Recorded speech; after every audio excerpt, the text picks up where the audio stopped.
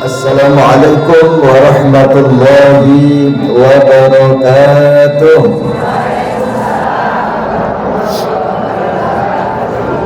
A'udzu billahi minasyaitonir rajim. Bismillahirrahmanirrahim. Alhamdulillahilladzi faddala bani Adam bil ilmi wal 'amal 'ala jami'il 'alam. Wassalatu wassalamu ala Muhammadin sayyidil arabi wal 'ajam wa ala alihi wa sahbihi ya nabi'il ulumi wal hikam, amma ba'd. Yang sama-sama kita hormati dan kita muliakan takmir Masjid Al-Ikhlas, Jalan Pemuda, Gandangan Kota Kediri beserta seluruh jajarannya. Yang sama-sama kita hormati dan kita muliakan pengurus Majlis Ta'lim Kurma beserta seluruh jajarannya, serta bunda-bunda sekalian peserta kajian yang diselenggarakan oleh Majlis Ta'lim Kurma yang bekerja sama dengan takmir Masjid Al-Ikhlas, baik yang hadir langsung di Masjid Al-Ikhlas ataupun yang mengikuti di channel-channel medsos yang dimiliki oleh Majlis Ta'lim Kurma, yang insya Allah semuanya dirahmati dan diberkahi oleh Allah Subhanahu wa Ta'ala. Alhamdulillah, summa alhamdulillah, summa alhamdulillah. Tidak usah-usahnya kita senantiasa memanjatkan rasa syukur kita kepada Allah Subhanahu wa Ta'ala, karena sampai detik ini Allah Subhanahu wa Ta'ala juga tidak pernah bosan memberikan begitu banyak nikmatnya untuk kita semuanya, terutama tentu nikmat iman, nikmat Islam, nikmat sehat. Sehat sedang ya? Alhamdulillah. Dan juga nikmat kesempatan yang Allah berikan kepada kita di pagi hari yang cerah ini, di saat orang lain di luar sana sibuk dengan berbagai macam aktivitasnya, kita masih diberikan bimbingan dan hidayah oleh Allah Subhanahu wa Ta'ala untuk bisa hadir di majlis ilmu, di taman-taman surga. Mudah-mudahan apa yang kita lakukan diberikan keistiqomahan dan keberkahan oleh Allah Subhanahu wa Ta'ala. Amin ya rabbal alamin. Selanjutnya salawat serta salam tidak akan pernah lupa kita sanjungkan kepada uswah dan qudwah kita, panutan dan anutan kita, baginda Rasul Muhammad sallallahu alaihi wasallam beserta keluarganya, para sahabatnya, para penerus dakwahnya, dan kita semua sebagai umatnya. Mudah-mudahan kita semua termasuk umat beliau yang biidznillah akan mendapatkan syafaat dari beliau di yaumil kiamat nanti. Amin ya rabbal alamin. Mudah-mudahan dirahmati Allah, hari ini kita masih berada di bab 1 ya, poin ke-14 ya. Bukunya saya ketinggalan, tidak ke bawah. Poin 14 halaman berapa? Halaman 34 Bu, yang bawa buku ya. Masih bab 1 poin ke-14 ya, tentang dua tanda belum mengenal Allah dan belum mengenal dirinya ya. Di dalam buku itu ada dua kalimat ya, yang akan kita bahas. Kalimat yang pertama, barang siapa menyangka bahwa ia punya penolong ya, yang lebih utama dan lebih kuat daripada Allah. Barang siapa menyangka bahwa ia punya penolong yang lebih utama dan lebih kuat daripada Allah, berarti ya, dia benar-benar belum mengenal Allah dengan baik ya. Berarti ia benar-benar belum mengenal Allah dengan baik.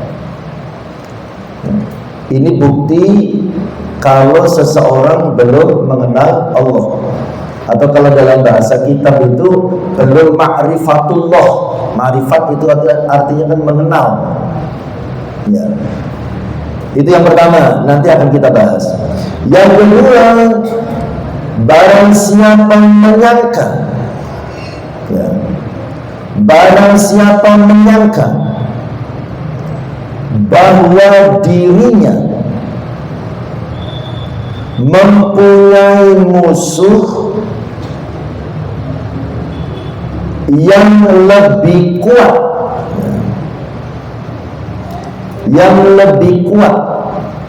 daripada dorongan nafsunya ya.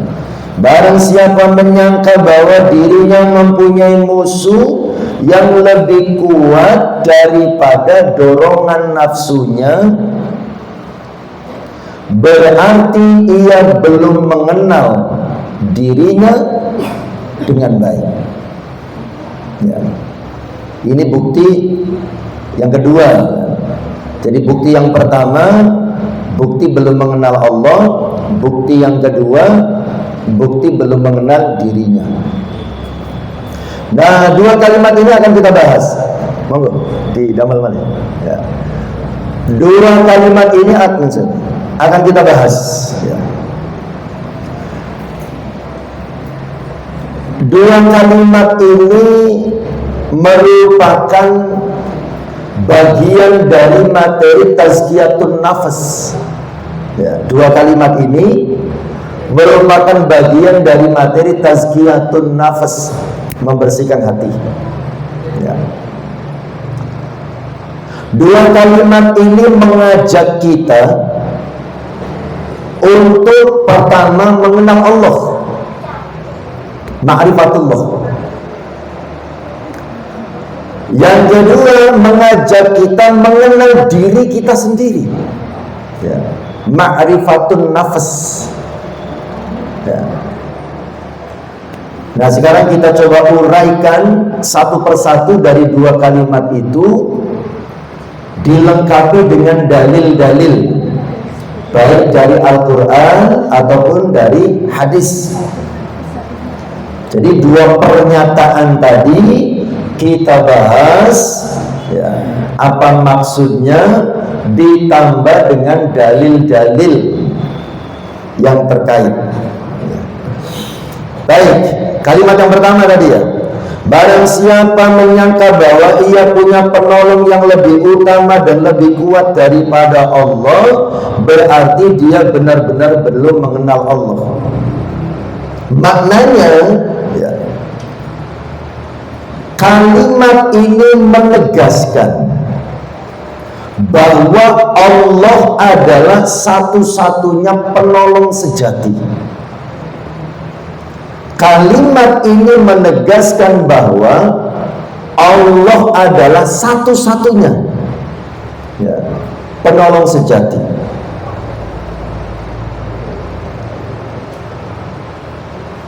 Kemudian kalimat ini menegaskan ya, siapa yang masih menggantungkan hatinya, siapa yang masih menggantungkan hatinya kepada selain Allah ya, seperti menggantungkan hatinya kepada manusia. Saya kalau dekat sama jenengan, hati itu terasa tenang. Nah, semua kita kan suka mendengar kalimat begitu ya. Berarti dia itu menggantungkan ketenangan hatinya kepada manusia. Saya kalau berada di dekat jenengan, surga terasa begitu dekat rasanya. Oh iya. Berarti dia menggantungkan ketenangan hatinya kepada makhluk ya. Atau ada yang menggantungkan hatinya kepada harta ya. Terus pokoknya kalau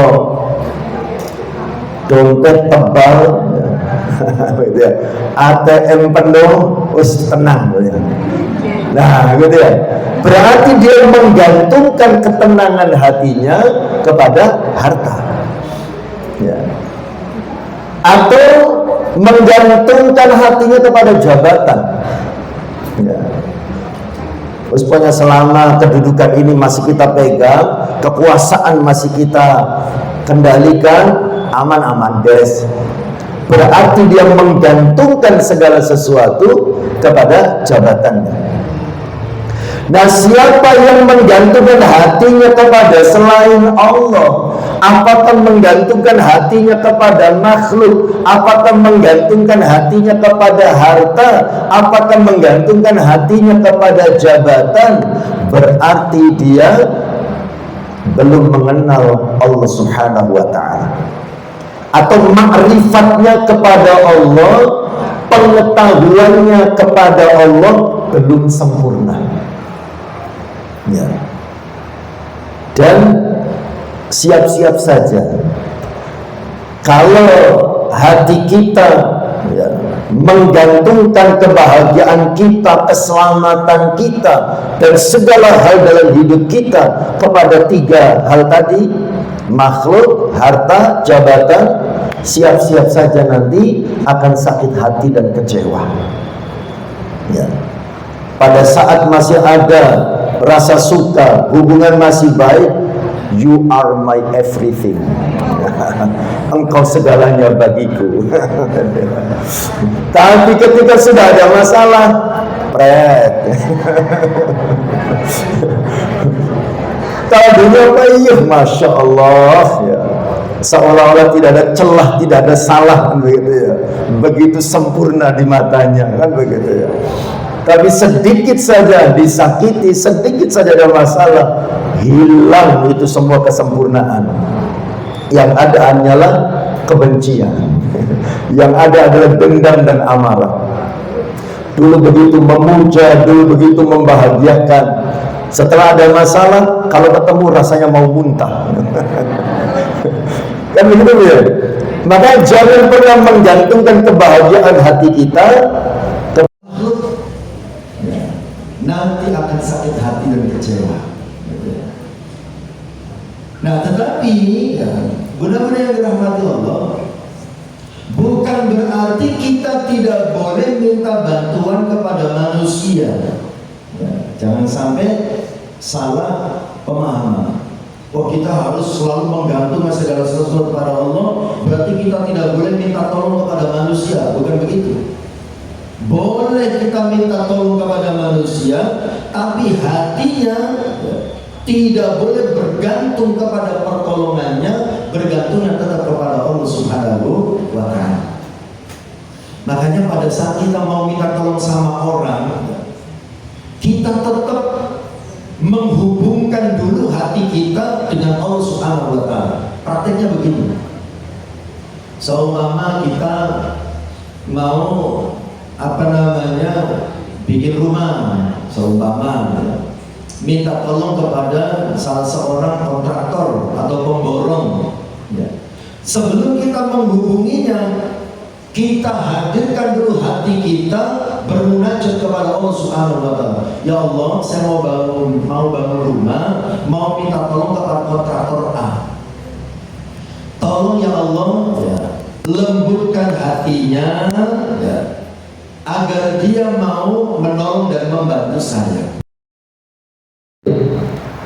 Dampaknya apa itu? Kalau kita menghubungi Allah terlebih dahulu sebelum minta tolong kepada orang, ya Allah, lembutkan hati orang itu agar dia mau membantu saya. Dampaknya adalah pada saat orang itu mau, tidak ada kesombongan dalam hati kita. Kadang-kadang kan ada yang minta tolong orang, orangnya langsung sergap mau, hati langsung muncul kesombongan. Ya mesti geleme, aku sih ngongkon kok. Mesti geleme, aku sih ngongkon kok. Nah itu ada kesombongan. Ya. Kemudian kalau tidak menghubungi Allah terlebih dahulu, pada saat orang itu menolak, kita akan sakit hati dan kecewa. Wong iki gak ngerti aku apa piye. Tak kongkon kok gak gelem. Dia kan aku gak kau membayari loh dia. Padahal aku iki. Nah, sakit hati dan kecewa dan bisa jadi emosi. Ya. Tetapi kalau kita menghubungi Allah terlebih dahulu sebelum kita minta tolong kepada manusia, mana tadi ya, bukan berarti kita dilarang minta tolong pada manusia, tapi hati kita ini yang paling penting. Bergantungnya bukan pada pertolongannya, tapi bergantungnya tetap kepada Allah Subhanahu wa Ta'ala. Pada saat orang itu mau, alhamdulillah, Allah menghendaki orang ini mau membantu saya. Pada saat orang itu tidak mau, kita tidak sakit hati dan tidak kecewa. Bisa jadi Allah sedang menghindarkan saya dari sesuatu yang tidak baik dari orang itu. Kan kadang-kadang ada orang itu kan yang ditipu, dikerjai sama pemborongnya, sama kontraktornya. Seharusnya biaya sekian di mark up kan gitu ya. Harga setinggi-tingginya tapi kualitas barang serendah-rendahnya. Bisa jadi Allah ya tidak menghendaki kita mendapatkan sesuatu yang tidak baik dari orang itu. Maka Allah buat orang itu tidak mau menolong kita. Ketika kita selalu menggantungkan hati kita kepada Allah, kita akan selalu puas dengan apapun hasilnya dan selalu bahagia. Tidak ada rasa sakit hati dan kecewa. Termasuk ketika kita mau minta tolong kepada teman sendiri dalam masalah yang mungkin remeh-temeh dan sederhana. Ya, kita mau ke rumah teman kita, ya. Kita hadirkan dulu hati kita pada Allah. Ya Allah, saya mau ke rumah teman saya, mau minta tolong ini. Lembutkan hatinya ya Allah agar dia mau menolong saya. Pada saat orang yang mau, hati kita tidak muncul kesombongan. Pada saat orangnya tidak mau, hati kita tidak muncul sakit hati dan kecewa. Biasa saja. Ya. Everything is because of Allah. Segala sesuatu itu karena Allah Subhanahu wa Ta'ala. Ya. Jadi tidak perlu sakit hati dan kecewa ketika kita menghadapi apapun. Ketika kita senantiasa menggantungkan hati kita hanya kepada Allah Subhanahu wa Ta'ala. Mudah-mudahan dirahmati Allah Subhanahu wa Ta'ala, ya. Kalau hati lebih percaya kepada makhluk daripada kepada Allah, itu tanda lemahnya tauhid kita. Ya. Termasuk ngapunten ya, jenengan ya, terlalu bergantung kepada suami, ya. Ya, suami dalam urusan rumah terlalu bergantung kepada istri, anak terlalu bergantung pada orang tua, atau kita para orang tua yang sudah pensiun terlalu bergantung kepada anak, siap-siap saja akan sakit hati dan kecewa. Tapi kalau kita bergantungnya kepada Allah, ya, maka apapun yang terjadi, hati kita tetap ikhlas menerimanya. Ya. Kadang-kadang kita yang sudah pensiun itu kan berharap anak kita open kepada kita kan gitu ya. Ketika anak kita sibuk dengan keluarganya, nelongso, ya Allah, anak-anakku gak ada yang ingat saya. Padahal saya dulu waktu mereka kecil, apapun saya berikan, apapun saya lakukan. Sekarang ketika saya sudah lemah, mereka sudah mandiri, mereka sudah mapan, kok tidak ada yang ingat sama saya? Nelongso nantinya. Ya, jadi tetaplah bergantung kepada Allah Subhanahu wa Ta'ala. Kita hanya bisa mendoakan anak-anak kita, ya Allah, lembutkan hati anak-anak saya, jadikan anak-anak saya menjadi anak-anak yang soleh dan solihah, yang berbakti kepadamu dan juga berbakti kepada kami orang tuanya. Tetap memohonnya kepada Allah, supaya kita tidak gampang sakit hati dan kecewa, supaya kita tidak nelongso di hari tua kita gara-gara terlalu banyak berharap terhadap anak-anak kita. Kita ngopeni mereka, itu kewajiban kita. Ya. Kita ingin memenuhi kebutuhan kita, berharapnya kepada Allah. Tapi kalau anak-anak kita yang hatinya disentuh oleh Allah, maka mereka pasti bisa menjalankan kewajibannya. Ya, kewajiban anak untuk ngeramut orang tuanya, kan begitu ya. Makanya kita lapor kepada pemilik hati. Ya, jadi kalau kita ada apa-apa, lapor kepada pemilik segala sesuatu yang ada di atas muka bumi ini. Ya, Everything belongs to Allah, kan begitu ya. Segala sesuatu itu milik Allah ya. Walillahi ma fis samawati wa ma fil ardh ya. Semua yang ada di langit dan di bumi itu milik Allah Subhanahu wa taala. Baik. Nah, sekarang dalilnya, pernyataan nomor 1 tadi dalilnya mana? Bahwa Allah adalah satu-satunya penolong sejati.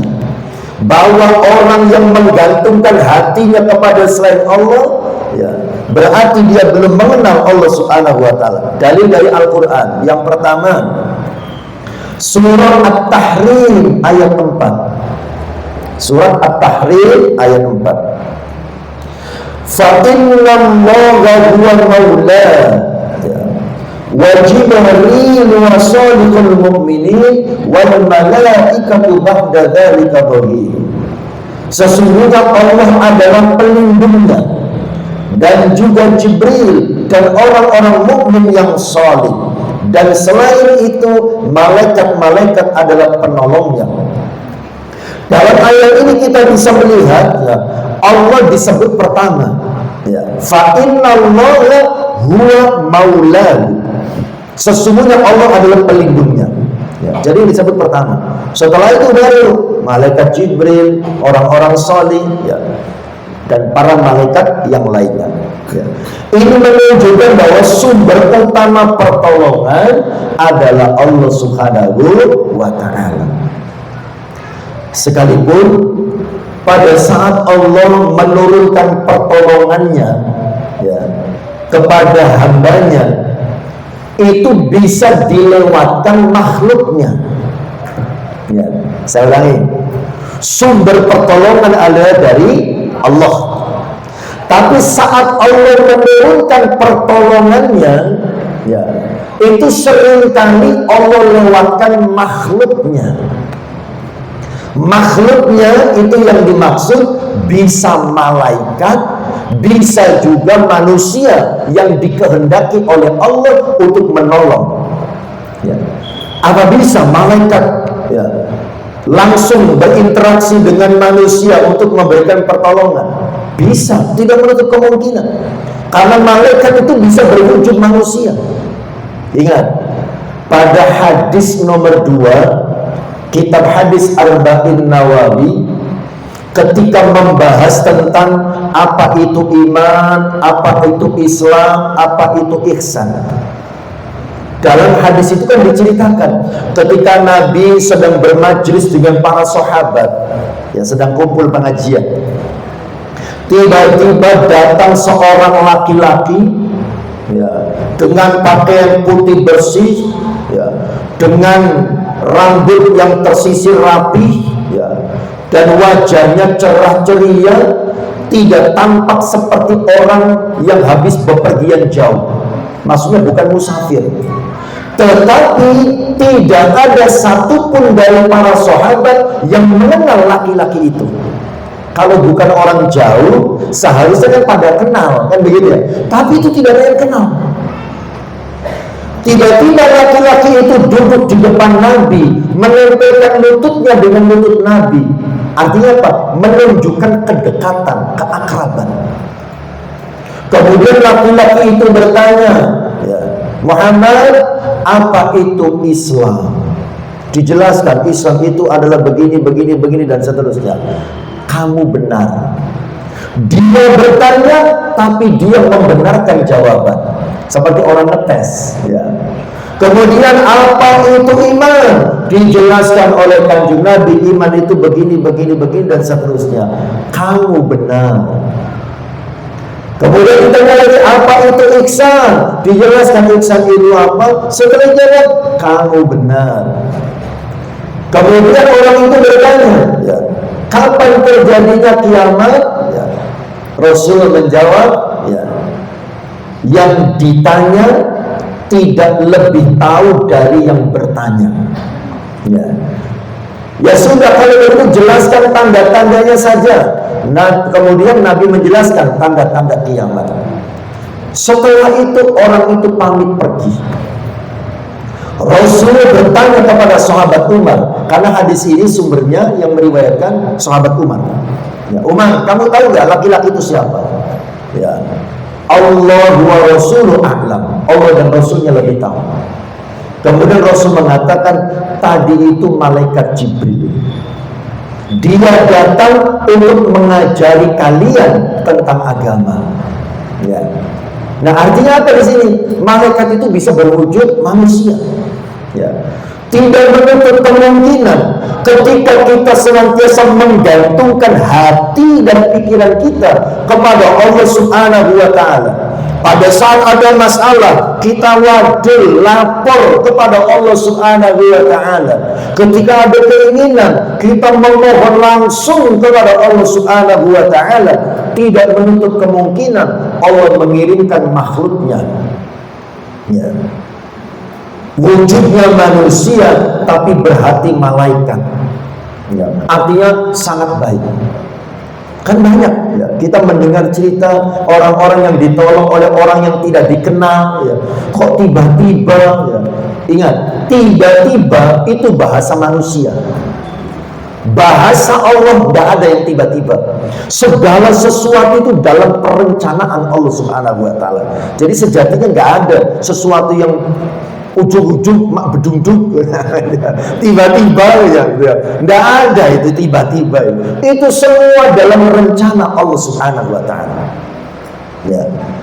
Bisa jadi orang yang diutus oleh Allah untuk menolong kita adalah teman kita sendiri. Tidak menutup kemungkinan. Bisa jadi orang yang menolong kita adalah anak-anak kita sendiri. Tidak menutup kemungkinan. Allah yang menggerakkan hatinya. Ya, mungkin saya pernah bercerita, ya. Tapi saya ingin ceritakan lagi karena ini relate dengan masalah ini. Ada hubungannya kisah saya. Jadi dulu ketika saya mau menikah, ya, mohon maaf, ya, ini masa lalu. Ya. Ketika saya mau menikah itu dalam keadaan gaji saya, dulu saya guru, ya. Saya dulu guru. Ya, jelek-jelek begini saya dulu guru bahasa Inggris ya. Nah, saya dulu ngajar bahasa Inggris di kampung Inggris Pare. Tahun 2004 ya, ketika saya mau menikah, itu posisi saya gajinya 500.000, cicilan motor, punya cicilan motor 400.000. Nah, sisa 100.000 dan saya mau menikah. Masya Allah gitu ya. Nah, saya berdoa dan memohon kepada Allah Subhanahu wa Ta'ala agar dimudahkan segalanya. Qadarullah, teman saya dulu kuliahnya di Jakarta.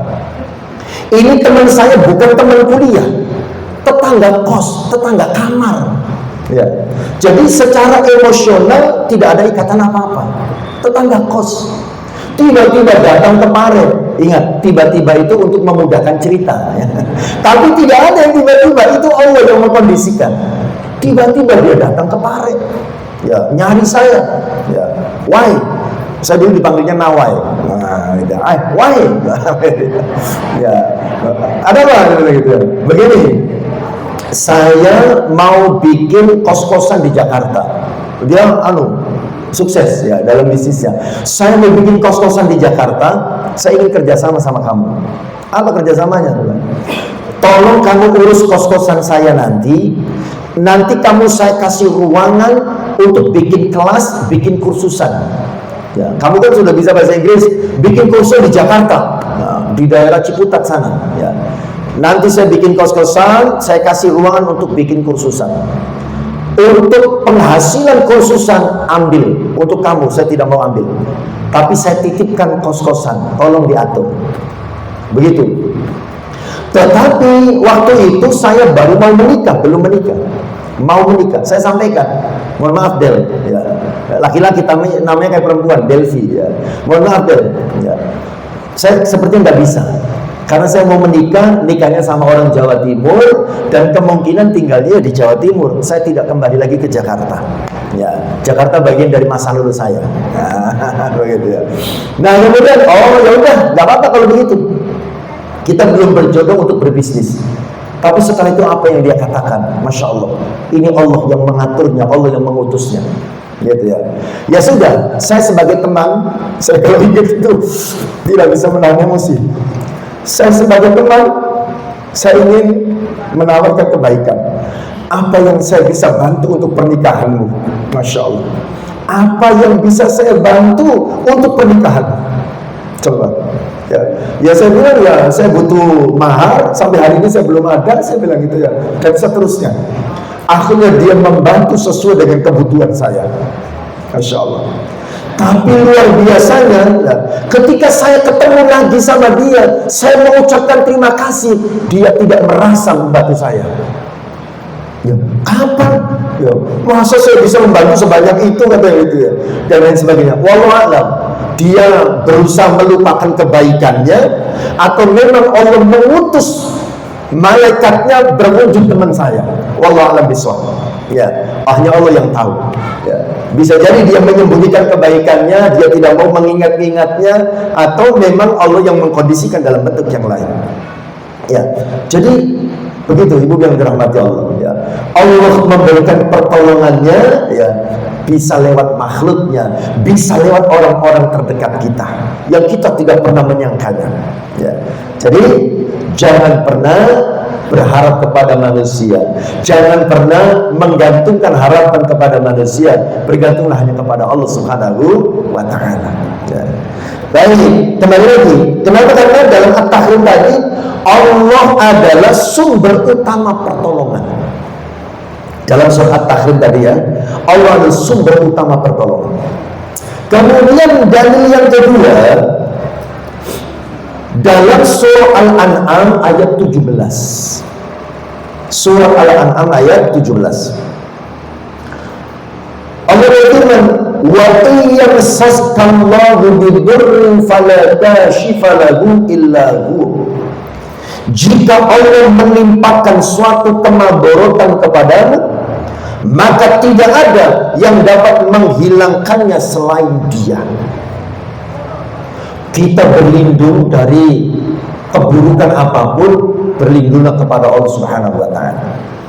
Karena kalau Allah sudah mentakdirkan seseorang itu celaka, maka tidak ada yang bisa menghindarinya, tidak ada yang bisa menghalanginya. Ya. Jadi kalau takdir Allah sudah Allah turunkan, baik dan buruk, maka tidak ada yang bisa menghalanginya, tidak ada yang bisa mencegahnya. Hanya Allah yang bisa memberikan pertolongan, hanya Allah yang bisa memberikan keselamatan. Masih ingat kisah nyata terjadi beberapa tahun yang lalu. Ini kan lagi musim haji ya. Ini kisahnya terkait dengan masalah haji. Mungkin dengan membaca beritanya, karena lumayan viral. Kalau kata anak marahnya bacanya kan viral. Ini cukup viral beritanya. Ada seorang anak muda namanya Muhammad Gaddafi. Ya, dari mana? Dari Libya. Ya, mungkin jenengan pernah membaca beritanya. Ini Muhammad Gaddafi ini mau pergi haji, sudah nyampe di bandara, tapi sampai di bandara pihak imigrasi mempersoalkan dokumennya. Dianggap dokumennya ada yang belum lengkap atau bermasalah. Ya, tertahan dia di imigrasi di bandara. Rombongannya yang satu kloter sama Muammar Gaddafi ini, Muhammad Gaddafi, bukan Muammar Gaddafi. Kalau Muammar Gaddafi mantan pemimpin Libya ya. Nah, Muhammad Gaddafi ini teman yang satu kloter sudah naik pesawat. Pilot menunggu tinggal satu, tinggal menunggu Muhammad Gaddafi. Nah, akhirnya kata pihak imigrasi, berangkat saja, Gaddafi nggak bisa berangkat. Pesawat berangkat.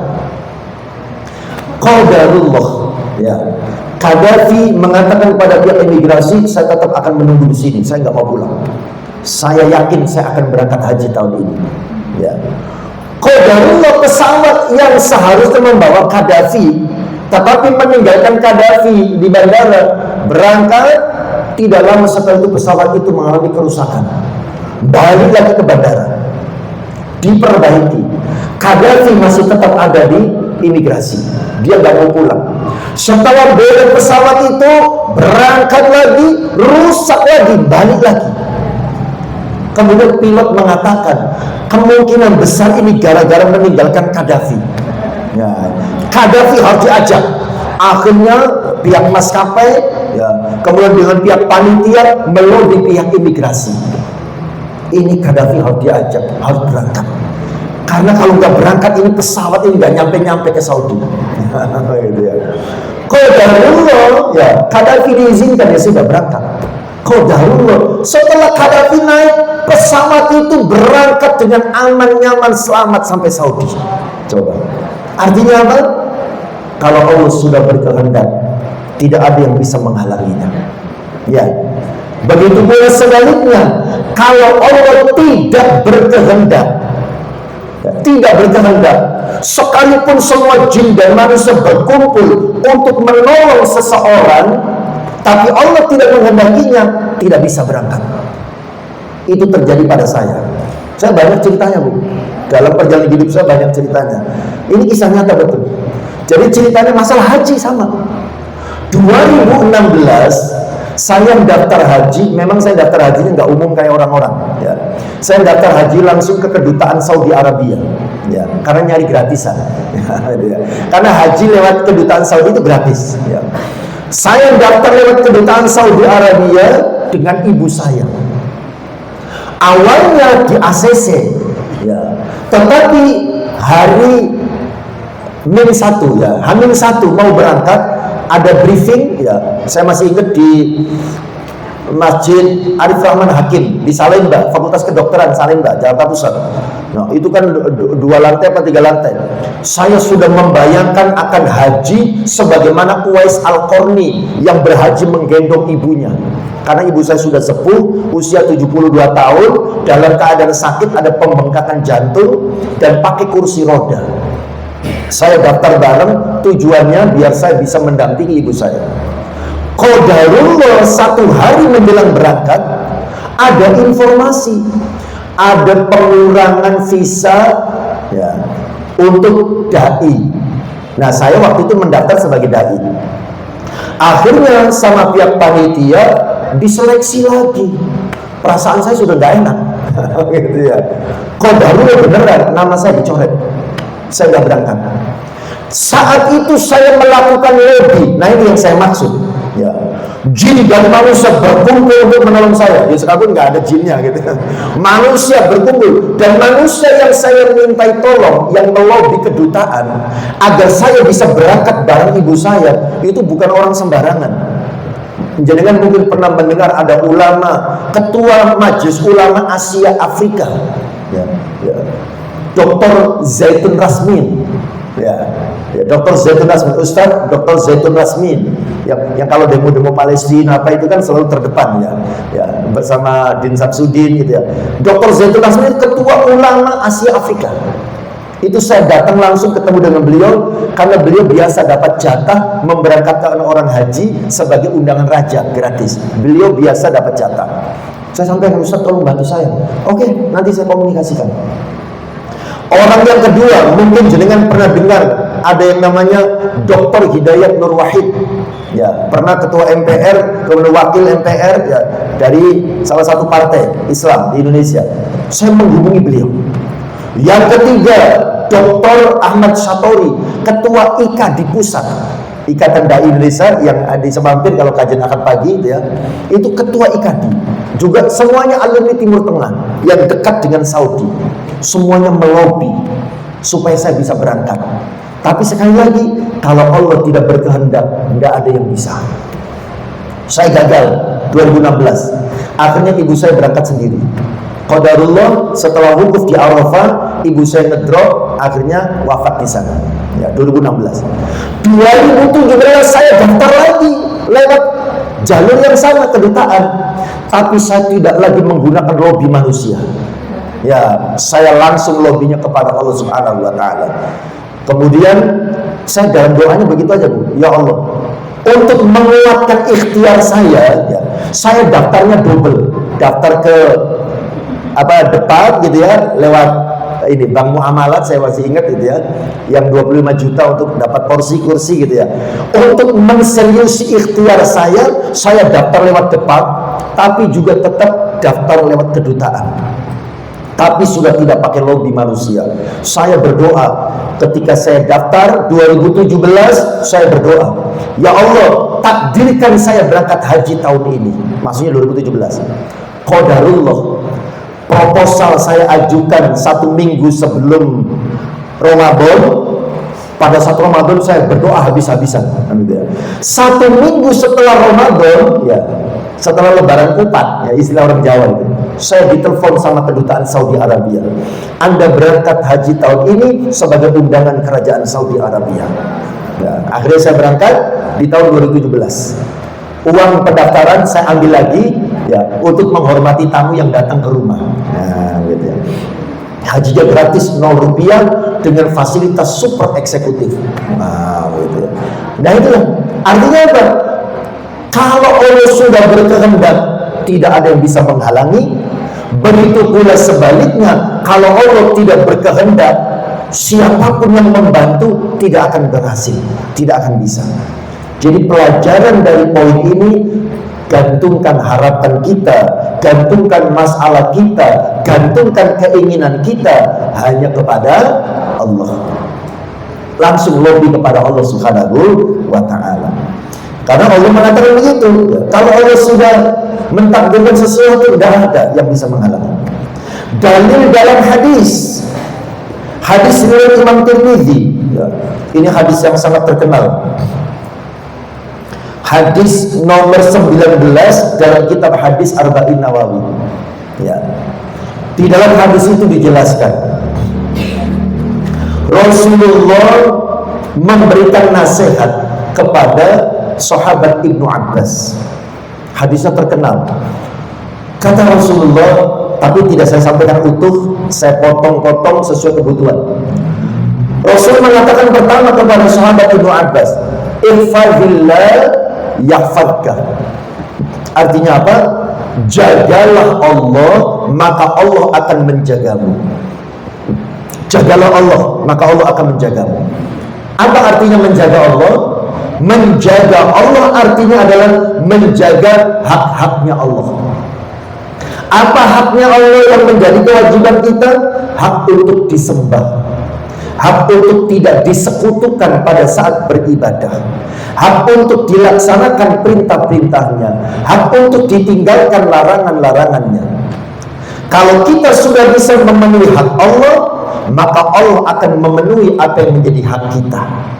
Hak mendapatkan keselamatan, keberuntungan, kebahagiaan, dan kebaikan yang lainnya yang kita butuhkan dalam hidup kita, otomatis akan Allah berikan kepada kita. Penuhi dulu hak Allah, maka Allah akan memenuhi hak kita. Kenapa sih kita harus selalu menggantungkan segala urusan kita kepada Allah Subhanahu wa ta'ala? Dalam hadis itu Rasul mengatakan, ya, kalau mau minta tolonglah kepada Allah, ya. Kalau berdoa, berdoalah kepada Allah. Kenapa? Disebutkan, wa'lam, ketahuilah, annal ummata law istamat ala yanfa'uka bi syai'in lam yanfa'uka illa bi syai'in qad katabahu Allah lak. Ketahuilah, seandainya seluruh umat berkumpul untuk memberikan manfaat kepadamu, mereka tidak akan mampu memberikan manfaat kecuali dengan sesuatu yang telah Allah tetapkan untukmu.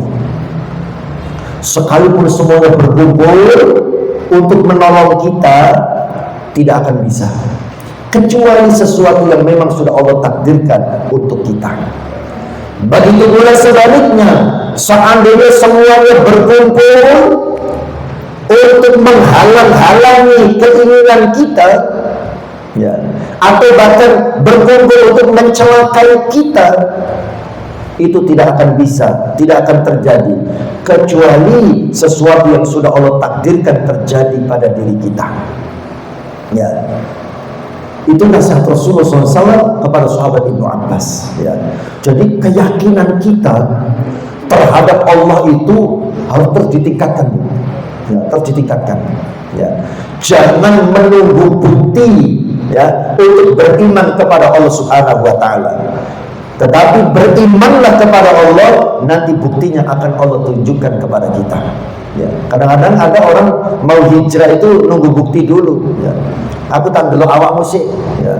Nek awakmu hidupnya tambah makmur, aku tak melok hijrah. Tapi kalau awakmu yo kok pancet ngono ae ya, aku gak percaya lek hijrah itu bisa membawa berkah. Lah itu gak boleh begitu. Jadi iman itu jangan bergantung kepada sebab. Ya, iman itu jangan bergantung pada sebab, tapi beriman itu betul-betul hanya karena Allah Subhanahu wa Ta'ala. Bergantunglah hanya kepada Allah, insya Allah. Ya. Dan benar-benar dirahmati Allah. Ya. Pengalaman satu lagi yang saya alami. Ya. Ya, mohon maaf ya, lebih banyak ceritanya ya. Tapi saya pikir nggak apa-apa ya untuk buat pelajarannya. Saya ini jujur Bu ya. Saya ini tuh nggak pinter-pinter amat saya itu ya. Satu keluarga ya, dari 3 keluarga, 3 anak yang paling berprestasi gitu ya, saya itu yang paling rendah, paling bawah ya. Saya nggak pinter-pinter amat, tapi orang tua saya menginginkan saya itu jenjang pendidikannya seperti kakak saya. Kakak saya pinter, kakak saya daftar di LIPIA Jakarta, daftar langsung keterima. Ya, LIPIA itu Lembaga Ilmu Pengetahuan Islam dan Arab, yang kalau lulus itu di belakangnya ada LC, nah begitu ya. Nah kakak saya alumni sana. Ya. Ketika saya daftar di sana langsung keterima. Saya daftar di LIPIA. Tahun pertama saya datang ke Jakarta itu tahun 97. Ya. Saya daftar di LIPIA, ya. Lulus tes tulis, gagal tes lisan. Ya, tes lisan itu wawancara. Soalnya wawancaranya bukan pakai bahasa kita, pakai bahasa onta. Mana pakai bahasa Arab maksud saya kan itu ya. Ya, wawancara pakai bahasa Arab. Ya. Nah kemudian kata orang tua saya, daftar lagi, tidak apa-apa, mau gratis kok. Jadi kuliahnya itu gratis dan digaji, kan begitu ya. Semuanya gratis dan digaji. Ya udah daftar lagi. Tahun 98 saya daftar lagi, ya lebih parah Bu. Baru tes tulis saya sudah gagal. Nah, begitu parah banget gitu ya. Tahun 99 orang tua saya masih memotivasi. Daftar lagi tidak apa-apa. Nah, akhirnya kakak saya ngajari saya. Bukan ngajari bagaimana menjawab soal, tapi mengajari bagaimana menata hati dihubungkan kepada Allah Subhanahu wa Ta'ala. Ini pelajarannya yang dalam materi yang kita bahas ini. Kakak saya mengatakan, semua yang dilakukan oleh manusia itu basa-basi. Yang dilakukan oleh panitia penguji, panitia yang menentukan siapa lulus, siapa tidak, itu basa-basi. Itu maksudnya kalimat motivasi untuk memotivasi saya. Ya. Artinya apa? Yang menentukan siapa yang diterima di LIPIA, siapa yang tidak, itu Allah Subhanahu wa Ta'ala. Jadi kamu harus memperbaiki hubunganmu dengan yang menentukan semuanya. Masya Allah. Saya disadarkan oleh kakak saya. Ya. Mulai dari mana? Kata kakak saya, kamu harus mulai dari memperbaiki niat. Kamu niatnya apa? Kuliah di LIPIA. Ya. Jadi waktu itu memang masuk kuliah di LIPIA itu kan keren Bu. Ya. Ya. Jadi saya ada perasaan, ya kalau saya diterima di LIPIA kan keren Mas, saya bilang gitu ya. Nah itu niatmu salah. Ya, niatmu salah. Ya, perbaiki niatmu. Nah kemudian kan saya ngajari, coba kamu niati untuk membahagiakan orang tua. Masya Allah, yang tidak terpikir sama sekali sama saya waktu itu. Jadi kamu saat mau ikut ujian, ya, berdoa kepada Allah, ya Allah, yang menentukan siapa yang diterima, siapa yang gagal adalah Panjenengan.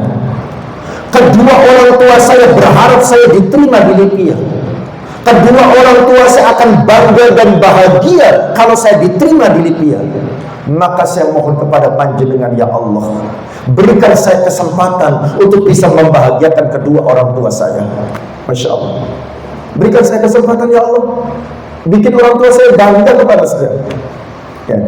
Qadarullah, tes tulis saya lolos di bangku cadangan. Lolos di bangku cadangan, masih H2C, harap-harap cemas ya. Ya ini lolos bangku cadangan, berdoa lagi, kan gitu ya. Akhirnya masuk untuk ujian lisan. Saat ujian lisan Bu, Masya Allah ya, kalau kata bahasa teman-teman saya itu kayaknya penguji itu karena kasihan sama kamu katanya. Makanya kamu diterima katanya dia. Kelihatannya kan nama kamu tuh muncul terus tiap tahun katanya begitu ya. Ya. Tapi memang betul Bu, bisa jadi begitu. Tapi saya yakin untuk Allah yang menggerakkan. Kenapa? Karena pada saat ujian lisan itu biasanya kan pertanyaannya susah Bu. Ya pertanyaannya sih gampang, jawabnya yang susah gitu ya. Biasa pertanyaan begini, mal muradu bihadhil ayat fassir bil lughatil arabiyyah. Apa maksud dari ayat ini? Jelaskan pakai bahasa Arab. Nah itu, menjelaskan pakai bahasa Indonesia gampang, pakai bahasa Arab bu. Ya, jelaskan pakai bahasa Arab. Gitu ya. Mal muradu bihadzal hadits. Apa maksud dari hadis ini? Fassir bil lughatil arabiyyah. Masya Allah. Biasanya begitu pertanyaannya. Tapi saat itu ketika saya keterima pada akhirnya, gitu ya. Keterima pun di nomor terakhir bu. Ya. Nggak apa-apa, yang penting kan diterima kan gitu ya. Ketika saya keterima, pertanyaannya apa? Masmukumul karim. Nama kamu siapa? Saya kaget. Nama saya kan sudah ada di situ. Kok pakai nanya kan gitu ya? Masmukumul karim. Nama kamu siapa? Min aina anta? Kamu dari mana? Loh, pertanyaan begitu aja bu. Aina darasta? Dulu kamu belajarnya di mana? Setelah 3 pertanyaan itu dijawab, khalas, ukhruj. Sudah selesai. Udah keluar. Saya tenggengin bu menengah bu. Khalas, ukhruj. Ya. Saya disuruh keluar. Saya ya Allah mikir, ya Allah ini apa maksudnya? Ternyata besok pengumuman nama saya keluar di nomor terakhir. Gitu ya. Akhirnya lulus juga kan begitu ya. Akhirnya lulus juga. Nah, intinya apa bu? Ya itu tadi ya. Ketika kita menggantungkan harapan kita betul-betul kepada Allah Subhanahu wa taala. Masya Allah. Gantungkan harapan kita kepada Allah. Semua yang dilakukan oleh manusia itu basa-basi kan begitu ya. Yang menentukan semuanya adalah Allah Subhanahu wa taala. Apapun masalah kita, apapun keinginan kita, selama kita menggantungkan harapan kita kepada Allah, Allah tidak pernah mengecewakan kita. Gitu ya. Makanya kalau kata anak pare itu ya, kalau kita sedang galau, mengadulah kepada Allah yang maha galau.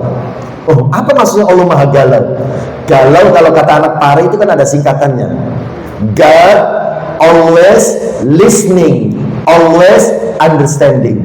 Galau ya. God always listening, always understanding. Allah itu selalu mendengar dan Allah itu selalu memahami. Masya Allah. Apapun yang menjadi masalah kita, selama kita mengadunya hanya kepada Allah, Allah maha mendengar. Allah maha memahami apa yang menjadi harapan dan keinginan kita. Jadi kembalilah kepada Allah Subhanahu wa ta'ala. Baik ya. Udah sampai 10 ini. Bagaimana ini? Dilanjutkan sedikit lagi ya, nggak mau ya? Ya, karena baru 1 poin ya. Poin kedua dulu. Poin 1 intinya ya. Poin 1 intinya, orang yang benar-benar mengenal Allah, 1, tidak merasa aman karena adanya makhluk.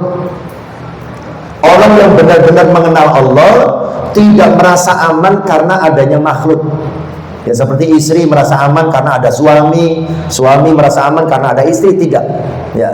Orang yang benar-benar mengenal Allah tidak merasa aman karena adanya makhluk. Yang kedua, orang yang benar-benar mengenal Allah tidak takut kehilangan makhluk.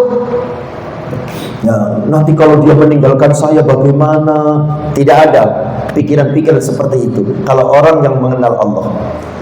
Jadi orang yang benar-benar mengenal Allah, dia meyakini Allah cukup sebagai penolongnya.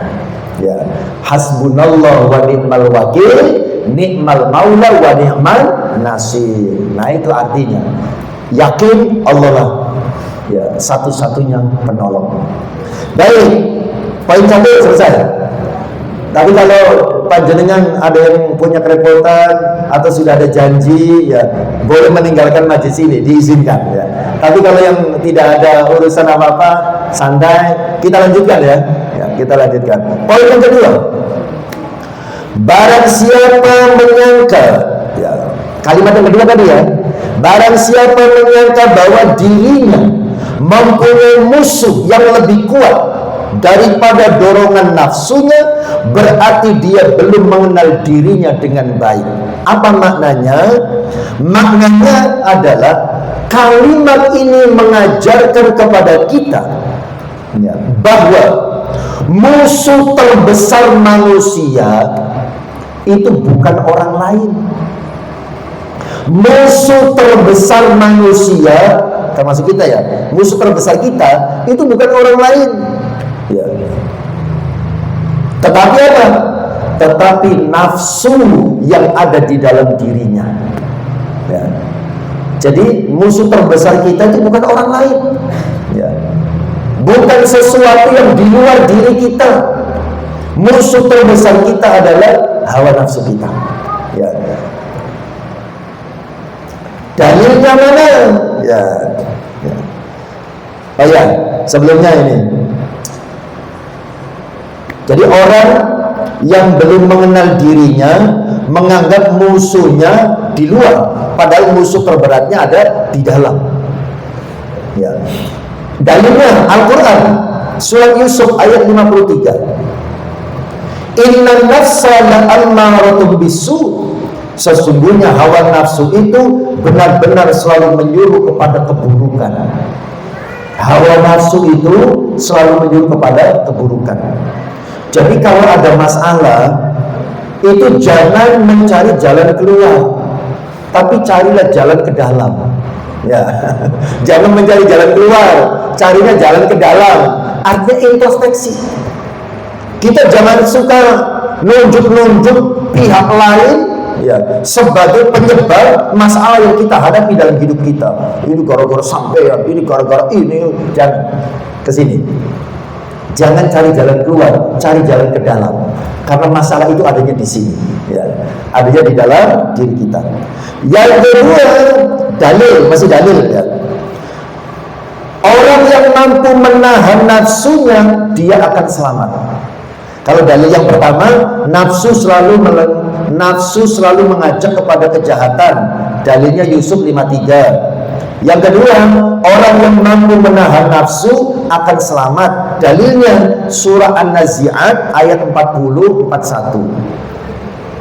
Wa amma man khafa maqama rabbih wa nahan nafsa 'anil hawa fa innal jannata hiyal ma'wa. Adapun orang yang takut kepada kebesaran Tuhannya dan menahan diri dari keinginan hawa nafsunya, maka sungguh surga adalah tempat tinggalnya. Ya, jadi orang yang mampu menahan hawa nafsunya selamat dia dan tempatnya di surga. Dalil dalam hadis riwayat Imam Tirmidzi, al-mujahidu man jahada nafsahu fi taatillah. Seorang mujahid adalah orang yang berjihad melawan dirinya, ya, melawan hawa nafsunya, ya, dalam ketaatan kepada Allah Subhanahu wa ta'ala. Itu dalilnya, ya.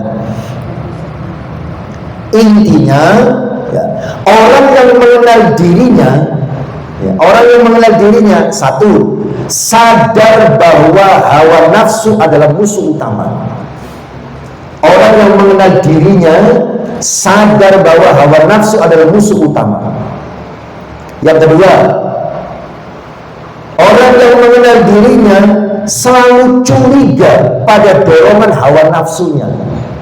Bukan curiga pada orang lain, tapi curiga pada dorongan hawa nafsunya.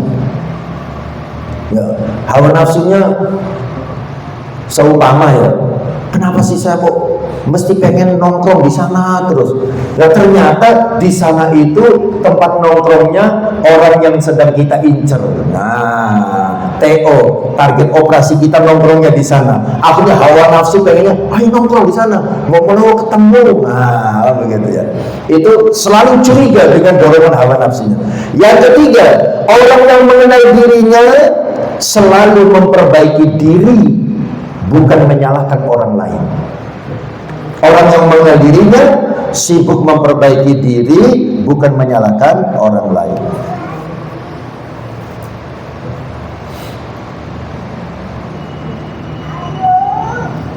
Berikutnya, selesai poin 2, ya. Nah, sekarang ada analogi. Analogi itu kias. Kias itu persamaan untuk memudahkan poin 1 dan poin 2. Poin 1 itu kan mengenal Allah, ya. Poin 2 itu mengenal diri. Ada analogi sederhana begini. Kalimat pertama, analoginya itu seperti anak kecil. Ketika seorang anak kecil, dia yakin ayahnya itu kuat, ayahnya itu hebat, maka dia tenang. Ya. Dia punya ayah yang kuat, punya ayah yang hebat, maka dia tenang. Ya. Kalau anak kecil itu yakin ayahnya kuat, ayahnya hebat, maka dia tenang. Tapi kalau dia itu tidak yakin dan lebih percaya orang lain, ya, berarti dia belum mengenal siapa ayahnya. Bisa dipahami ya? Ya. Jadi kalau seorang anak kecil yakin dengan ayahnya, maka dia tenang. Tapi kalau dia tidak yakin dengan ayahnya, lebih percaya orang lain, gitu ya, berarti dia belum betul-betul mengenal siapa ayahnya. Nah, sama dengan kita. Kalau kita masih lebih takut manusia daripada takut kepada Allah, berarti kita belum kenal Allah. Kalau kita lebih merasa tenang ketika berdekatan dengan makhluk, ya, berarti kita belum betul-betul kenal dengan Allah Subhanahu wa ta'ala. Analoginya begitu. Analogi untuk kalimat yang kedua, ya, orang yang tidak mengenal dirinya tadi, ya. Analoginya begini, seperti orang yang rumahnya kemasukan maling dari dalam, ya. Malingnya di dalam, ya. Tetapi dia malah sibuk menjaga pagar, ya. Malingnya di dalam, tapi dia sibuk menjaga pagar, gitu ya. Nah, nafsu itu maling yang ada di dalam diri kita, ya. Kalau tidak dijaga, dia bisa merusak hidup kita.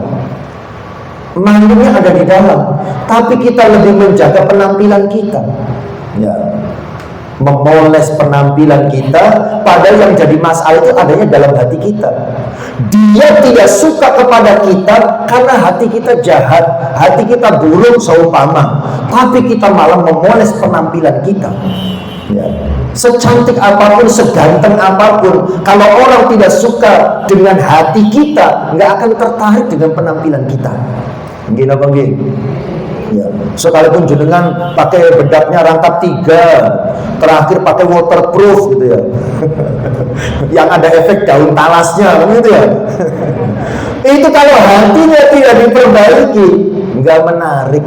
Ya, jadi masalah itu adanya di sini, ya, bukan pada penampilan luar diri kita. Baik, kesimpulan terakhir. Dua kalimat ini mengajarkan dua pilar tazkiyatun nafas. Pilar pertama adalah ma'rifatullah, mengenal Allah, tidak bergantung kepada makhluk, ya. Yang kedua ma'rifatun nafas, mengenal diri sendiri, sadar bahwa musuh terbesar adalah hawa nafsu, bukan orang lain. Itu kesimpulannya, ya. Jadi kesimpulan dari pembahasan kita, dua kalimat di atas tadi, kalimat besar tadi, mengajarkan dua pilar tazkiyatun nafas. Pertama, ma'rifatullah, mengenal Allah, artinya kita tidak bergantung kecuali hanya kepada Allah.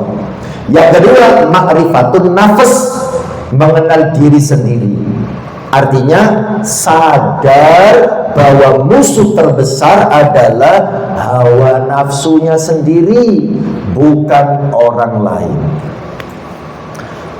Time is over, waktunya sudah habis, ya. Saya kira ini saja yang bisa disampaikan, mudah-mudahan bisa dipahami. Kurang lebihnya saya mohon maaf. Ada, langsung ditutup doa saja, Bu, ya. Mudah-mudahan bisa dipahami, biar tinggal diamalkan. Kita akhiri dengan bersama-sama berdoa kepada Allah dengan harapan kita semua senantiasa diberikan kesehatan oleh Allah Subhanahu wa ta'ala, diberikan umur yang panjang dan barokah, dimudahkan segala urusannya, dicapaikan semua harapan, cita-cita dan keinginannya, dilunaskan semua utang-utangnya. Anak-anaknya yang sudah waktunya menikah cepat dipertemukan dengan jodohnya yang terbaik, dan anak-anak kita semuanya dijadikan sebagai anak-anak yang solih dan solihah, yang sukses masa depannya, membanggakan dan membahagiakan hati orang tuanya, dan bisa mendoakan orang tuanya ketika meninggal nanti. Dan mudah-mudahan kita diberikan kemampuan oleh Allah untuk bisa berkurban tahun ini, kita bisa diberikan kemampuan oleh Allah untuk bisa melaksanakan ibadah haji dan umrah, dan kita semua diwafatkan dalam keadaan husnul khatimah. Ala hadhihi niyyah wa ala kulli niyatin salihah. Al-Fatihah. Bismillah. Alhamdulillah. Iyyaka na'budu wa nasta'in. Ihdinas siratal ladzina an'amta 'alaihim. Bismillahirrahmanirrahim. Alhamdulillahirabbil alamin. Hamdan syakirin, hamdan na'imin, hamdan yafi ni'ami wa kafi mazida. Ya Rabbana lakal hamdu kama yanbaghi li jalali wajhikal karim wa 'azimi sultanik. Allahumma shalli ala Muhammadin salatan tasmi 'ala al-arzaq wa tuhassin bi ahlina al-akhlaq wa 'ala alihi wa sahbihi wa sallim ya arhamar rahimin. Rabbana zalamna anfusana wa illam taghfir lana wa tarhamna lanakunanna minal khasirin wa tub 'alaina ya maulana innaka antat tawwabur rahim. Ya muyassir kulli 'asir yassir lana al-'asir fa inna taysir al-'asir عليك يسير إنك على كل شيء قدير. اللهم يا مسهل سهل لنا كل خير. اللهم يا مسهل سهل لنا كل خير. اللهم يا مسهل سهل لنا كل خير. ربنا آتنا في الدنيا حسنة وفي الآخرة حسنة وقنا عذاب النار وقنا عذاب النار وقنا عذاب النار وادخلنا جنة مع الأبرار يا عزيز يا غفار يا رب العالمين. وصلى محمد النبي وعلى آله وصحبه وسلم. سبحان ربك رب العزة عما يصفون وسلام على المرسلين والحمد لله رب العالمين. بسر الفاتحة إن شاء الله.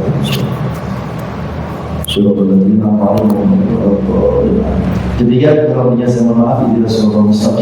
Wassalamualaikum warahmatullahi wabarakatuh.